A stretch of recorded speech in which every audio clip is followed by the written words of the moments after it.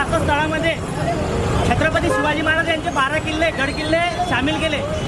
तर छत्रपती शिवाजी महाराज यांचे 12 गड किल्ले सामील झाले म्हणजे नक्की काय झालं आणि त्याचा बेनिफिट महाराष्ट्राला कसं आणि भारताला कसं, जागतिक लेवलवर भारताचं नाव किंवा महाराष्ट्र म्हणजे काय आणि युनेस्कोमध्ये सामील झाल्यानंतर त्याचा सामान्य माणसाला आणि मराठी माणसाला काय उपयोग होईल। जसं की आपण म्हणतो सध्या जो वाद सुरू आहे मराठी आणि हिंदी भाषिक आणि मराठी आणि बाकीचं, पण तिथं कुठेतरी 28 घटक राज्य असल्यामुळं एक महाराष्ट्र त्याचं घटक राज्य, त्यानंतर 27 वेगळे घटक राज्य, तिथं कुठेतरी आपण हिंदी बोला हे समजा झोपत असू, तिथं कुठेतरी युनेस्कोमध्ये आपलं नाव जात असेल तर देशामध्ये जगामध्ये 195 देश आहेत, त्या 195 देशामध्ये शिवचरित्र वाचलं जाईल आणि इनडायरेक्टली शिवचरित्र जेव्हा वाचलं जाईल तर मराठा एम्पायर वाचला जाईल आणि मराठा एम्पायर जेव्हा वाचला जाईल तेव्हा मराठी हा शब्द येईल। मराठा महाराष्ट्र म्हणजे मराठांचं महाराष्ट्र किंवा महान असं राष्ट्र जसं आपण म्हणतो।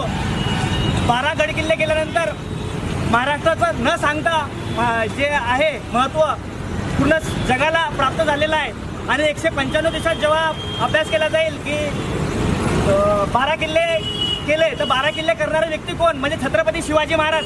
छत्रपती शिवाजी महाराज म्हणजे कोण की ज्यांनी तोरणा किल्ला जिंकल्यापासून शून्यापासून जे विश्व निर्माण केलं आणि नंतर रायगडावर स्वतः छत्रपती म्हणून घोषित केलं। छत्रपती म्हणजे काय, छत्रपती म्हणजे छत्र आणि पती।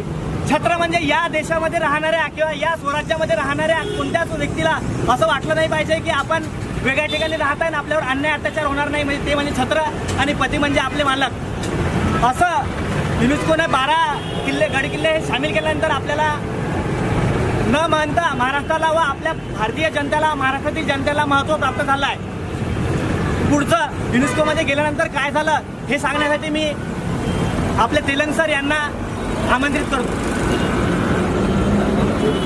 काय बोलतो हे आपल्यासाठी अभिमानाची गोष्ट आहे की 12 गड किल्ल्यांचा हा युनेस्कोमध्ये समावेश झाला।